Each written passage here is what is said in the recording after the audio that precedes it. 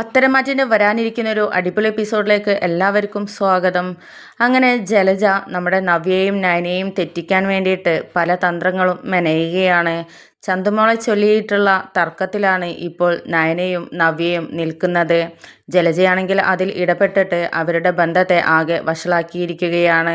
അങ്ങനെ ജലജ നവ്യയോട് പറയുന്നുണ്ട്, നീ എന്തൊക്കെ പറഞ്ഞാലും നിന്നോട് ഞാൻ എന്തൊക്കെ പറഞ്ഞാലും നീ നിൻ്റെ അനിയത്തിയെ ന്യായീകരിക്കുകയാണ് ചെയ്യുന്നത്. പക്ഷെ എന്താണ് ഇവിടെ നടക്കുന്നത് എന്നുള്ള സത്യം നിനക്ക് അറിയില്ലേ? അത് ഇനിയും കണ്ട് മനസ്സിലാക്കാനുള്ള ബുദ്ധിയും വിവരവും നിനക്കില്ലേ എന്നൊക്കെ ജലജ നവ്യയോട് പറയുകയാണ്. അപ്പോൾ അത് എൻ്റെ അമ്മായിയമ്മ നോക്കേണ്ട കാര്യമില്ല. പിന്നെ എൻ്റെ അമ്മായിയമ്മയ്ക്ക് എന്നോട് എപ്പോഴാണാവോ ഈ സ്നേഹം തുടങ്ങിയത് എന്നൊക്കെ ചോദിക്കുകയാണ്. ആ സമയത്ത് ജലജ പറയുന്നുണ്ട്, എന്തായാലും നീ എന്നെ എത്ര കുറ്റപ്പെടുത്തിയാലും സത്യമല്ലാതാവുകയില്ലല്ലോ. നിന്റെ കുഞ്ഞിനെ സ്നേഹിക്കുന്നതിന് പകരം ഇപ്പോൾ നിന്റെ അനിയത്തിയും അതുപോലെ തന്നെ ഇവിടുത്തെ എൻ്റെ അച്ഛനും അമ്മയും എന്ന് പറയുന്നവരടക്കം ആ ചന്തുമോളെ ഇവിടെ വലിഞ്ഞു കയറി വന്നവളെയാണല്ലോ സ്നേഹിക്കുന്നത്. ഇനിയിപ്പോൾ ഈ കുഞ്ഞിന് കിട്ടാനിരിക്കുന്ന സ്വത്തുകളൊക്കെ ആ കുഞ്ഞിനായിരിക്കും കൊടുക്കാൻ പോവുക. നിങ്ങളൊക്കെ ഇവിടുന്ന് പുറത്തു പോവുകയായിരിക്കും ചെയ്യുക. പിന്നെ നിന്റെ ചേച്ചിക്കും നിന്റെ അനിയത്തിക്കും നയനയ്ക്ക് ആ ചന്തുമോളോടാണല്ലോ കൂടുതൽ സ്നേഹം. അതുകൊണ്ട് തന്നെ അച്ഛൻ എല്ലാ സ്വത്തുക്കളും അവരെ ഏൽപ്പിച്ചത് കൊണ്ട് തന്നെ ഇനിയിപ്പോൾ ആ കുഞ്ഞിനായിരിക്കും അവരും കൊടുക്കാൻ പോവുക.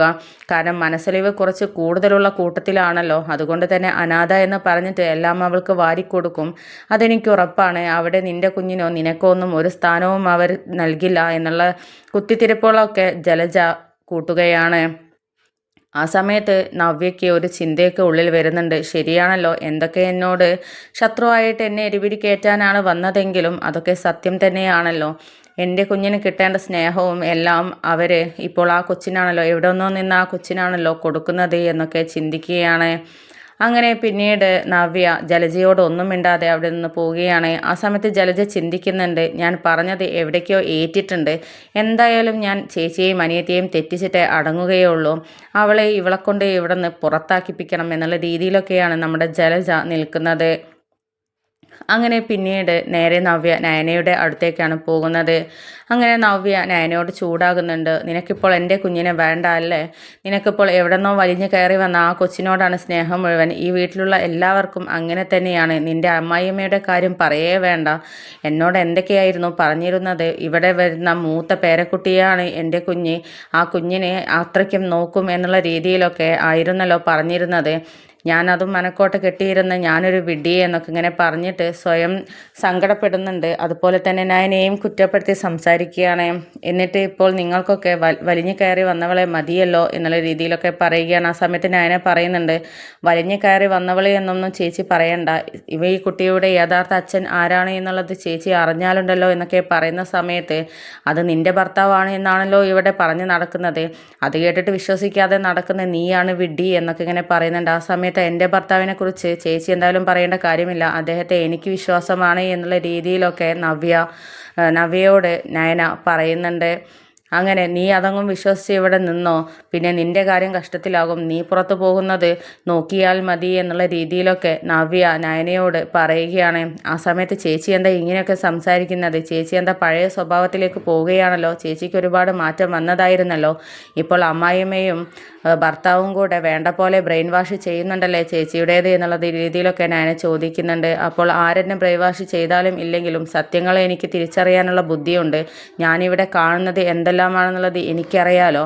നിങ്ങൾക്കിപ്പോൾ എൻ്റെ കുഞ്ഞിനെ വേണ്ട. എൻ്റെ കുഞ്ഞിൻ്റെ അരികത്തൊന്ന് വരികയോ അതിനെ ഒന്ന് എടുക്കുകയോ ലാളിക്കുകയോ ഒന്നും ചെയ്യുന്നില്ല. ഇതൊക്കെ സത്യം തന്നെയല്ലേ എന്നൊക്കെ പറയുന്ന സമയത്ത് അതൊക്കെ ചേച്ചിയുടെ വെറും തോന്നലാണ്.